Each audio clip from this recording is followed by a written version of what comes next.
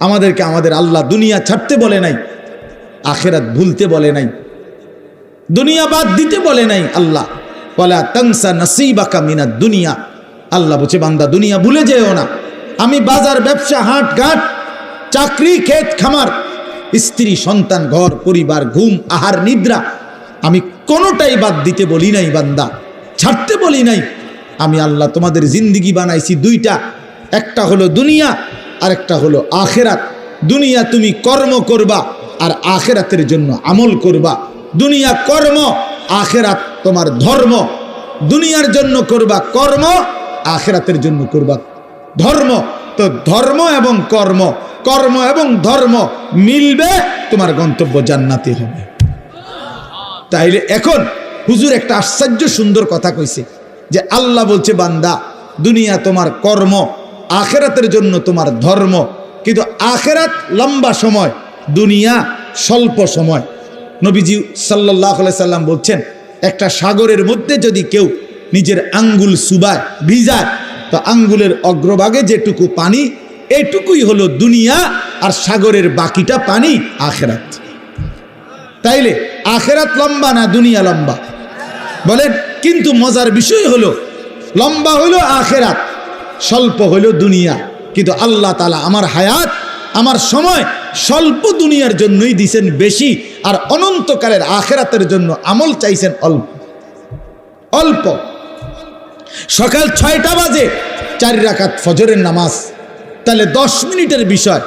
আবার দুপুর 1:30টা বাজে 10 রাকাত জোহরের নামাজ, 20 মিনিটের সময়। তাইলে ধরে নিলাম সকাল 6টার পরে 7টা, 8টা, 9টা, 10টা, 11টা, 12টা, 1টা, প্রায় 7.5 ঘন্টা পরে আবার 20 মিনিট।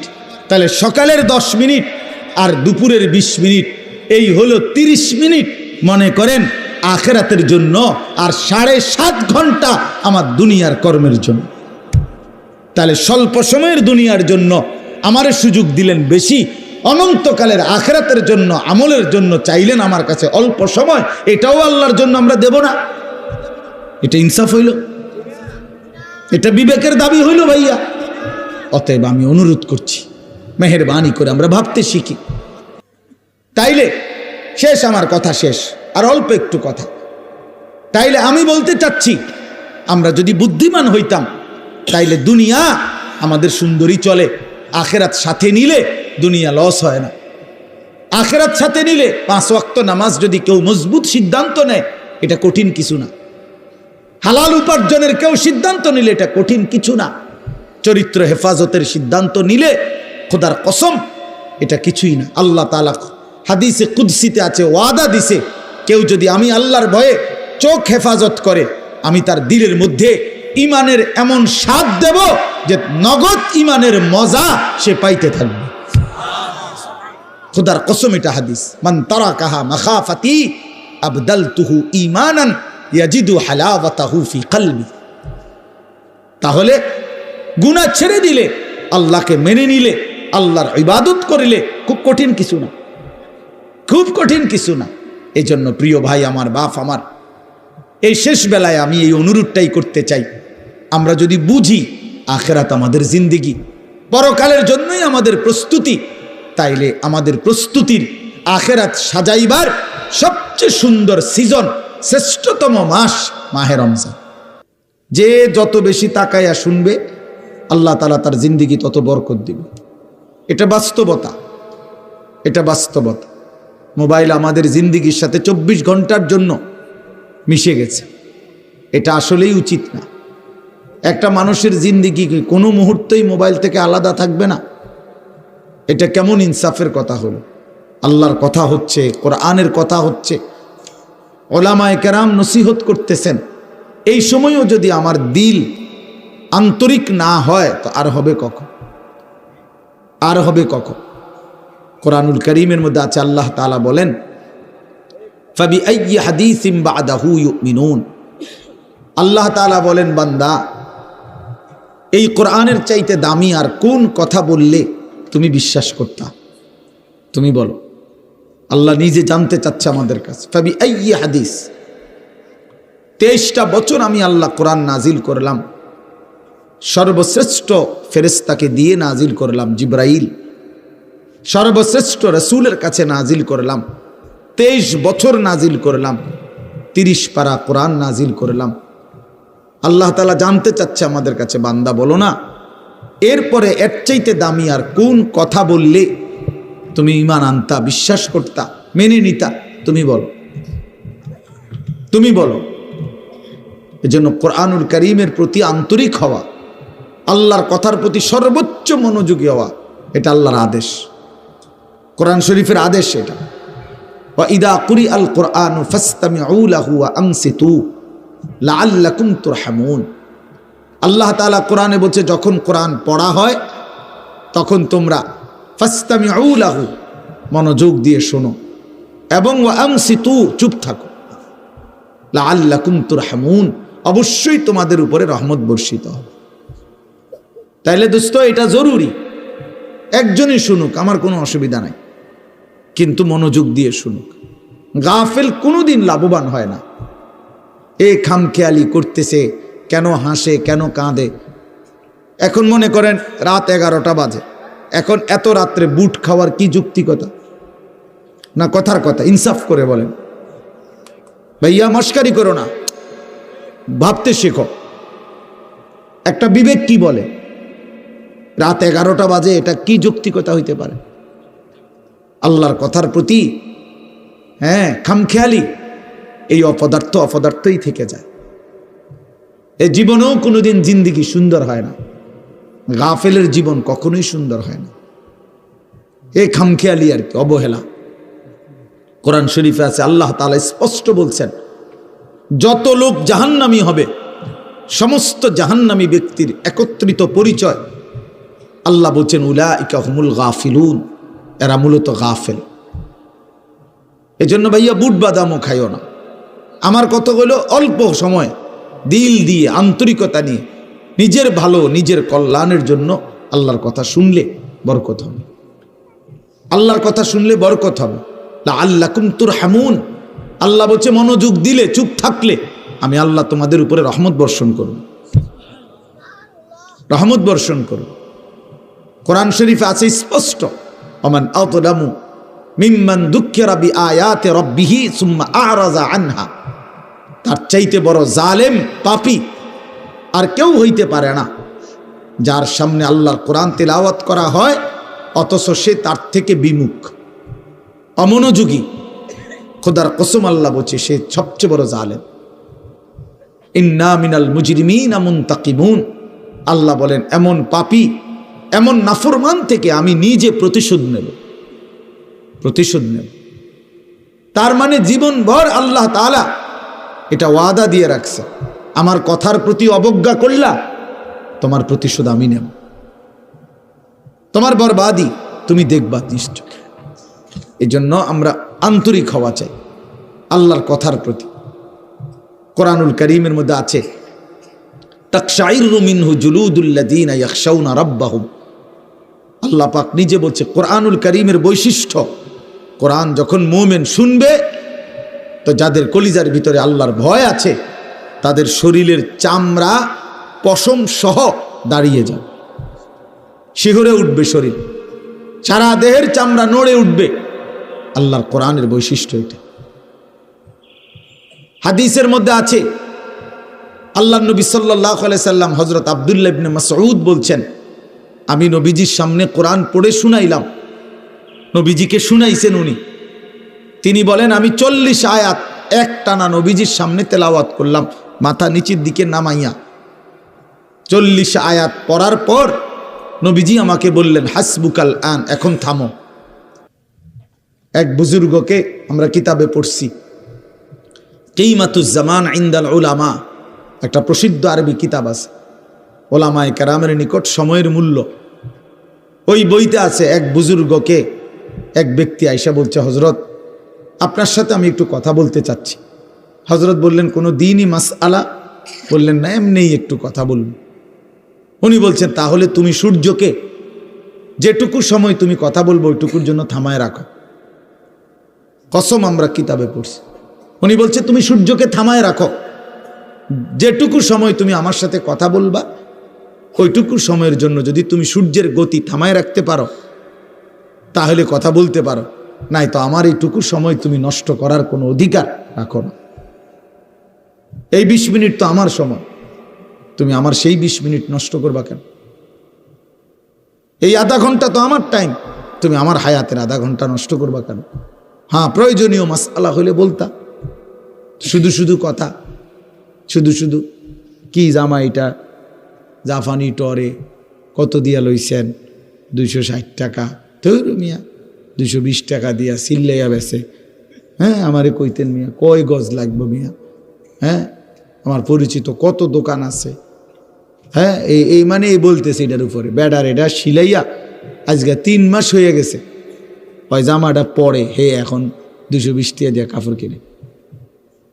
এগুলা অপ্রয়োজনীয় কথা না, বেহুদা কথা, অনর্থক কথা। এই জন্য দোস্ত ভাইয়া, জিন্দিগি এত গাফেল হইতে নাই। সারাক্ষণই খামখেয়ালি, হাসি মজাক ঠাট্টা, এত মাতাল, এত পাগল, এত প্রতিবন্ধী। তুমি প্রতিবন্ধীর দিকে তাকায় দেখো, পাগলের দিকে মাতালের দিকে তাকায় দেখো, সে তো সারাক্ষণ অ্যাবনর্মাল। কিন্তু ইমানদার মোমেন সুস্থ মানুষ, তার জিন্দিগির হিসাব থাকে, পরিকল্পনা থাকে। আমি হাসবো কেন, কাঁদবো কেন, আমি হাঁটবো কেন, বসবো কেন, আমি ঘুমাবো কতক্ষণ, আমি জাগবো কতক্ষণ। আমার যদি জিন্দিগির কোনো হিসাব কিতাব না থাকে, এ তো অসুস্থ, এ তো পাগল মাতাল ভাইয়া। জিন্দিগি যার কোনো লক্ষ্য উদ্দেশ্য নাই, টার্গেট নাই, গন্তব্য নাই। কোত্থেকে আসলাম, কেন আসলাম, কে আমারে বানাইলেন, কেন বানাইলেন? আহা, এটা কি কোনো জিন্দিগি ভাইয়া? বলো ছেলেরা, রাতের বাজে 3টা তুমি ঘুমাও না, দিনের বাজে 10টা তুমি ওঠো না, এটা কি জিন্দিগি? রাত 3টা বাজে গেছে তুমি ঘুমাচ্ছ না কেন? সকাল 10টা বাজে গেছে তুমি উঠছো না কেন? তোমার ঘুমেরও কোনো সিস্টেম নাই, উঠারও কোনো সিস্টেম নেই। সারা রাত উলঙ্গ ছবি দেখে, নারী দেখে, জিনা ব্যভিচারের দৃশ্য দেখে নাফরমান ঘুমায় আসে। সকাল 10টা বাজে গেছে, উঠারও কোনো নাম নাই। আহা, আল্লাহর নবী সাল্লাল্লাহু আলাইহি ওয়াসাল্লাম বলছেন, খোদার কসম, নবীজি বলছেন যে ফজরের নামাজ পড়ে না সে খবিস। খবিস, এটা খবিস, খবিসান নফস, ওই ব্যক্তি খবিস, কাসলান, অলস। নবীজি বলছেন, যাকা রাজুলুন বালা শাইতানু ফি উযুনাইহি, যে ফজরের নামাজ পড়ে না, শয়তান তার 2 কানে পেশাব করে দেয়। শয়তান পেশাব করে দেয়। নবী সাল্লাল্লাহু আলাইহি ওয়াসাল্লাম বলেন, ফজরের নামাজ না পড়ে যেই নাফরমান ঘুম থেকে জাগে, ঘরের বাইরে বের হয়, সে শয়তানের, ইবলিসের পতাকা নিয়ে বের হয়। রায়াতুশ শাইতান, শয়তানের পতাকা নিয়ে বের হয়। এই জন্য দোস্ত, আমরা এটা বোঝা উচিত। আমার কথা, প্রথম কথা এটা প্রত্যেকেই বোঝা উচিত, আমি মুসলমান, আমার একজন আল্লাহ আছেন, আমার শ্রেষ্ঠ রসুল আছেন, আমার একটা কিতাব কোরআন আছে, আমার একটা ধর্ম ইসলাম আছে। 4টি সর্বশ্রেষ্ঠ নিয়ামত আমার আছে। আল্লাহ আমার রব, মুহাম্মদ সাল্লাল্লাহু আলাইহি সাল্লাম আমার রসুল, কোরআন আমার কিতাব, ইসলাম আমার ধর্ম। এই 4টি সর্বশ্রেষ্ঠ নিয়ামত থাকার পর আমি পথহারা হব কেন? তুমি চরিত্রহীন হবা কেন? তুমি দুশ্চরিত্র হবা কেন ভাইয়া? কিসের অভাবে নষ্ট হয়ে গেল? কিসের অভাবে? খোদার 365 দিনের 1 বছরে তোমরা যেই ছেলে কোনোদিন ফজরের নামাজ পড়লা না, প্রিয় ভাই, ইনসাফের সাথে বলো, এটা মুসলমান? মুসলমানের বাচ্চা তো নিকৃষ্ট হয়। তুমি কোনো মায়ের ঘরেও জন্ম নিছো, মুসলমানের ঘরে? 365 দিনে খোদার 1 বছর কোনোদিন মনে পড়ল না ফজরের নামাজের কথা? মুসলমান এত বড় গাদ্দার হয়? মুসলমানের বাচ্চা এত বড় নাফরমান হয়? আহা, আফসোসের বিষয়। ওই মা যে 2 বছর দুধ পান করাইলেন, এই জন্যই মা যে 9টা মাস পেটে ধারণ করলেন। এই জন্যই এক মা তার সন্তানকে বুকে ধরায়া দুধ পান করাইছে 2 বছর, এই আশায় যে 16 বছর বয়সে আমার ছেলেটা দিন রাত উলঙ্গ ছবি দেখবে, নারী আর ছবি আর মাতালের মতো জিন্দিগি কাটাবে। এই ছিল মার স্বপ্ন, এই ছিল মায়ের গর্ভে ধারণ, এর উদ্দেশ্য। ইনসাফ করো ভাইয়া, ইনসাফ করো দয়া করে। দোস্ত, তোমার ভালো তোমাকেই বুঝতে হবে,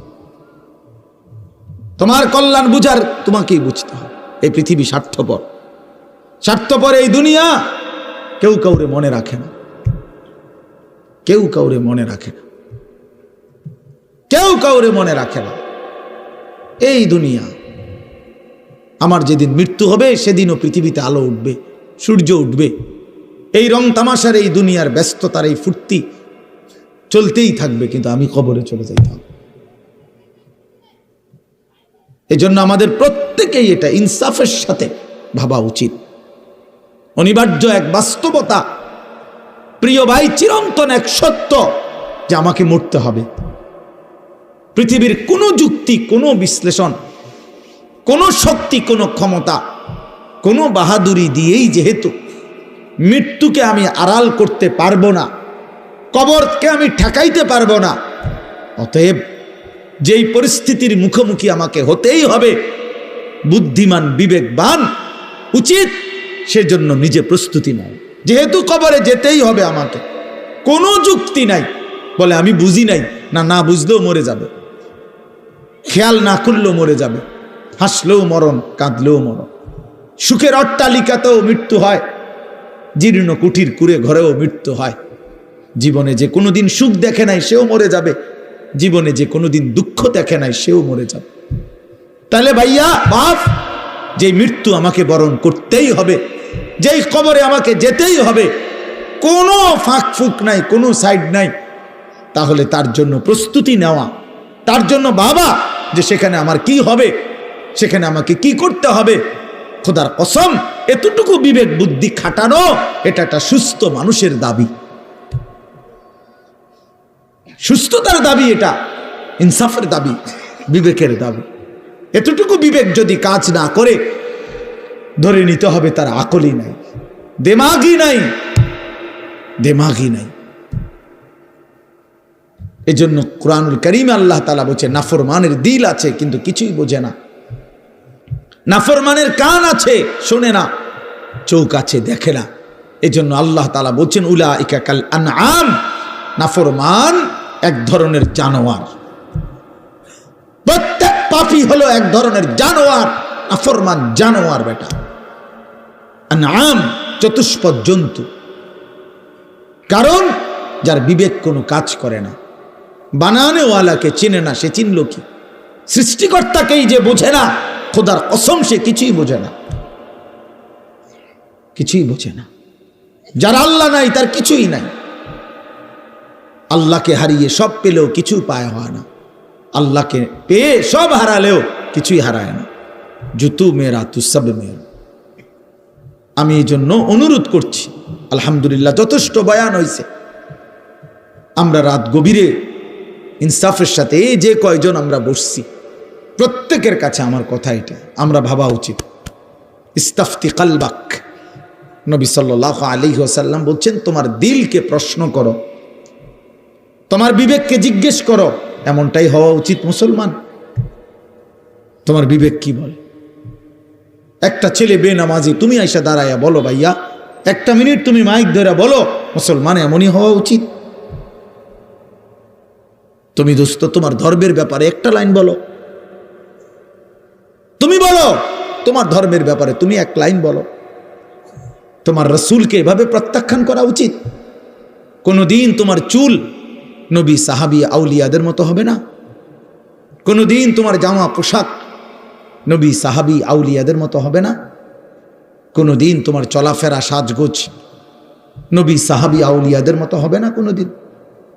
তাহলে কি যোগ্যতায়, কি কারণে আমরা মুসলমান? যাদের কপালে সেজদা নাই, তুমি কিভাবে মুসলমান? যার লেবাসে পোশাকে ইসলামের কোনো চিহ্ন নাই, তুমি কোন যুক্তিতে মুসলমান ভাইয়া? কোন যুক্তিতে মুসলমান? আল্লাহ নবী সাল্লাল্লাহু আলাইহি ওয়াসাল্লাম বলছেন, ফারকুমা বাইনানা ওয়া বাইনাল কুফরি আস-সালাহ, আমাদের মাঝে আর কাফেরের মাঝে পার্থক্য নামাজ। নামাজ মুমিন আর কাফেরের পার্থক্য করে।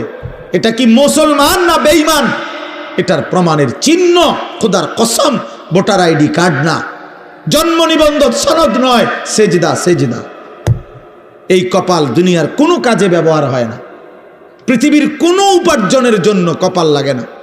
চাকরি, ব্যবসা, ক্ষেত খামার, অটো, সিএনজি, ফসল, দেশ বিদেশ, ভাইয়া ইনসাফের সাথে ভাইবা দেখো, বাবারাও ভেবে দেখেন, এই কপাল কোনো উপার্জনের কাজে ব্যবহার হয় না। উপার্জনের কাজে হাত ব্যবহার হয়, পাও ব্যবহার হয়, মেধা ব্যবহার হয়, যোগ্যতা ব্যবহার হয়। কপাল কোনো কামাই রোজগারির জন্য ব্যবহার হয় না। কপাল রব্বে করিম বানাইছেনই শুধু সেজদার জন্য, শুধু সেজদার জন্য, শুধু সেজদার জন্য, শুধু সেজদার জন্য। এই জন্য যে কপালে সেজদা নাই ওইটা মানুষের বাচ্চা না, যে কপালে সেজদা নাই ওটা মুসলমানের বাচ্চা না, ওটা মানুষের বাচ্চা না। যে জিন্দিগি সেজদাবিহীন জিন্দিগি ওইটা জন্তু জানোয়ারের জিন্দিগি। কোরআন শরীফে আছে, কোরআন শরীফে স্পষ্ট আছে, সূরা আরাফের মধ্যে আছে। আল্লাহ বলছেন, ওয়াত্তাবা হাওয়াহু ফামাসালুহু কামাসালিল কালব। প্রিয় বন্ধু শোনো মিয়া, আল্লাহ বলছে মনের ইচ্ছা মতো যে চলে, মনের চাহিদার যে অনুসরণ করে। কেন নামাজ পড়ো না? তোমার মন চাইছে দেখা পড়ো না। কেন সারা রাত নারী দেখলা, ছবি দেখলা সারাদিন? তোমার মন চাইছে দেখা। কেন তুমি পেশাব পায়খানার পরে ঢিলা কুলুক টয়লেট পেপার পাক পবিত্র ঠিকমতো হও না? কেন? তোমার মন চাইছে দেখা। কেন তোমার জবানে একবারও তোমার মালিকের নাম উচ্চারণ হয় না? তোমার মন চাইছে। এই জন্যই তুমি যা ইচ্ছা তাই করতেছ, কেউ তোমারে বাধা দিচ্ছে না। আল্লাহর কসম, আল্লাহ কোরআনে বলছে, এই যে মনের ইচ্ছা মতো যে চলে, ওয়াত্তাবা হাওয়াহু, যে তার মনের চাহিদার অনুসরণ করে, ফামাসালুহু কামাসালিল কালব। আল্লাহ বলে তার উদাহরণ হলো, তার দৃষ্টান্ত হলো কুত্তার মতো, কুত্তার মতো, কুত্তার মতো, কুত্তার মতো, কুত্তার মতো। এটা ওই জিন্দিগি কুত্তার জিন্দিগি, ওই জিন্দিগি কুত্তার জিন্দিগি, যে জিন্দিগিতে তার মালিকের গোলামি নাই। এই জন্য মনে রাখো, যাদের কপালে ছেলেরা সেজদা নাই, তোর জিন্দিগি কুত্তার জিন্দিগি, মনে রাখিস। আমার নাম মনে রাখিস, আমি বলছি, আমার নাম আনিসুর রহমান, আমার নাম মনে রাখো। ওই জীবন কুত্তার জীবন, যে জীবনে সেজদা নাই। ওই জিন্দিগি জানোয়ারের জীবন, যে জীবনে মালিকের গোলামি নাই, আল্লাহর নাফরমানি যে জীবন। কেন সেজদা দিবা না? তুমি মানুষ না? তুমি জানোয়ার? তুমি কুকুর? তুমি বিড়াল? তুমি শূকর? তুমি সেজদা দিবা না কেন? তুমি এক পবিত্র মায়ের ঘরে জন্ম নিছ, তুমি এক ইমানদারের সন্তান, তুমি কেন সেজদা দিবা না? বলুন বাপ, আপনারা যারা বাবা আছেন, আপনাদের কাছে আপনারা বুঝাপড়া করেন। মুসলমান যদি হয়ে থাকেন, বুঝাপড়া করেন নিজের ছেলের ব্যাপারে। আরে ছেলের বিদেশ পরে বেটা, ছেলের দুনিয়া পরে, ছেলের ঘর বাড়ি বিল্ডিং সোফা ফার্নিচার পরে। মিয়া আগে ছেলের সাথে বোঝাপড়া করেন। তুই যদি মুসলমানের বাচ্চা হয়ে থাকস, কেন ফজরের নামাজ পড়বি না? আমি যদি তোর বাপ হয়ে থাকি, তুই যদি আমার সন্তান হও, তাহলে ইমানদারের সন্তান কেমনে বেনামাজি হয়? ইমানদারের মেয়ে কেমনে বেপর্দা হয়? ইমানদারের স্ত্রী কেমনে বেপর্দা হয়? ইমানদারের সন্তান কেন 24 ঘন্টা আল্লাহর নাফরমানি করবে? আপনি তারে আল্লাহ চিনাইতে পারলেন না, জীবনে কি চিনাইলেন? আপনি তাকে বানানেওয়ালা চিনাইতে পারলেন না। আহা বন্ধু, করলেনটা কি? আহারে বাপ, কি করলেন আপনি? কার জন্য সোফা বানাইলেন? কার জন্য খাট বানাইলেন? আপনার বানানো খাটে আপনার অসভ্য সন্তান সারা রাত উলঙ্গ ছবি দেখে।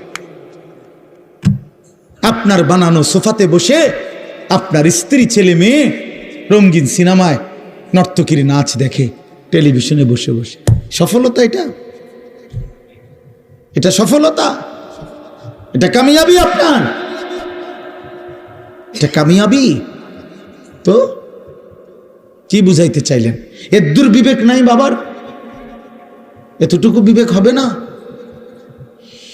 কোরআন শরীফে আছে সূরা হুদের মধ্যে নূহ আলাইহিস সালাম ওনার বেঈমান সন্তানের জন্য যখন ডুবে যাচ্ছিল দোয়া করছিল, ইন্না ইবনি মিন আহলি, এই শব্দটা বলছিল নূহ নবী, আল্লাহ ওই যে ছেলেটা ডুবে যাচ্ছে এটা আমার পরিবার, আমার বংশধর, আমার সন্তান। এই কদ্দুর কথা শুধু কইছে, এর দূরে শুধু কইছে, আর কিচ্ছু বলে নাই যে আল্লাহ তারে মাফ করে দেন, তারে মুক্তি দিয়া দেন, তারে ডুবানির থেকে বাঁচায় দেন, কিচ্ছু কয় নাই। এই কথা এখানে শুধু কইছে, আল্লাহ ওই যে ছেলেটা আমার পরিবার, আমার সন্তান। মানে মনের আবেগে আর কিছু কইতেছে না। কোরআন শরীফে আছে আল্লাহ তাআলা কোরআনের আয়াত নাজিল করছে, আল্লাহ ওয়াহি নাজিল করছে, ইয়া নূহ, হে নূহ, ইন্নাহু লাইসা মিন আহলিক, সাবধান ওটা তোমার সন্তান না। সরাসরি কোরআন শরীফ, এটা তোমার সন্তান নয়। ইন্নাহু আমালুন গায়রু সালিহ, এটা বেআমল, গায়রু সালেহ। আমলে সালেহকে কি বলে? নেক আমল বলে। তাহলে আমলে গায়রে সালেহ এটাতে কি বলে? বদ আমল। এটা আপনারা বুঝছেন না কথা? এটা সহজ কথা।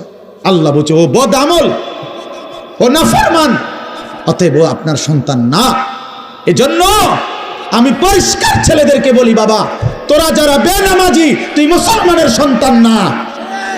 মনে রাখিস বেটা, তুই লাওয়ারিস, তুই বেওয়ারিস, তোর কোনো মা নাই, তোর কোনো বাবা নাই, তোর কোনো পিতৃ পরিচয় নাই। মোবাইলের ওই নর্তকী তোর পরিচয়, মোবাইলের ওই উলঙ্গ নারী তোর পরিচয় হইতে পারে না। তুই কোনো মুসলমানের বাচ্চা না, ইমানদারের সন্তান নাফরমান হয় না। মনে রাখো। দেখো নারী, দেখো আরো দেখো, 16 বছর বয়সেই এত নারী দেখে ফেললা, 18 বছর বয়সেই এত উলঙ্গ ছবি দেখে ফেললা, বাকি জিন্দিগি কি করবা? বাকি জীবনটা কি করবা? সব তো দেখেই লাইলা,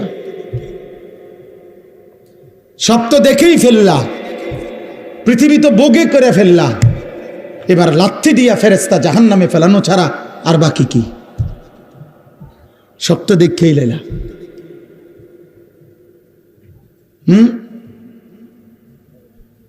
হালাল স্ত্রীর ভালোবাসা তো আর মিলবে না, পবিত্র স্ত্রী তো আর মিলবে না। আল্লাহ কোরআনে ওয়াদা দিছে, যেই পুরুষ খবিস, অসৎ চরিত্রের, আল্লাহর ওয়াদা তার স্ত্রীও মিলবে খবিস। কি আয়াত? আল খাবিসাতু লিল খাবিসিন ওয়াল খাবিসুনা লিল খাবিসাত। সরাসরি কোরআন শরীফের আয়াত। বন্ধু মনে রাখো, আমি ডেইলি বলি, রাস্তার বেডি আর মোবাইলের বেডি আর বাস্তবতার বিবি এক কথা না। রাস্তার নারী 2 নম্বর হইলে তোমার সমস্যা নাই, মোবাইলের নর্তকী 3 নম্বর হইলেও তোমার সমস্যা নাই। কিন্তু তোমার বউ যদি 2 নম্বর হয়, চরিত্রহীন হয়, তুমি বুঝবা দুনিয়া কারে বলে। তোমার হায়াতি তখন হয়ে যাবে জাহান্নামের টুকরা। এজন্য প্রিয় সন্তান মনে রাখো, এত অল্প বয়সে এত নষ্ট হইও না, এত কম বয়সে এত চরিত্রহীন হইও না, এত চালাক ভাইব না নিজেরে, এত চালাক ভাইব না, এত বুদ্ধিমান মনে করো না। তোমরা অনেক চালাক মনে করতেছো নিজেরে। কেন? বাপে কিছু কয় না, মায়ে কিছু বলে না।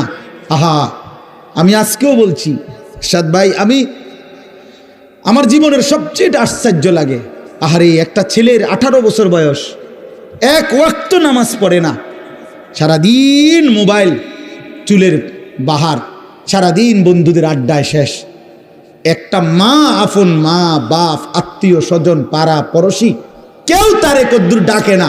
কিরে বাবা, একটা ছেলে ভাইবো ভাইয়া, তোমারে শুধু বলি, তুমি একটাবার ইনসাফের সাথে ভেবে দেখো, তুমি প্রতিনিয়ত গুনাহ আর অশ্লীলতার মধ্যে ডুবে যাচ্ছ, কিন্তু কেউ তোমারে কদ্দুর ডাকেও না। কিরে বাবা, তুই এরম করস কা? আহারে, তোর কি আল্লাহ নাই, আখেরাত নাই? তোর কি বাবা কবর নাই? কেউ তারে কদ্দুর মনে করায় না। এমন অভিশপ্ত হইল কেন? ইনসাফ কি বলে, মানে ওরে কেউ ডাকে না কা, আপন মাও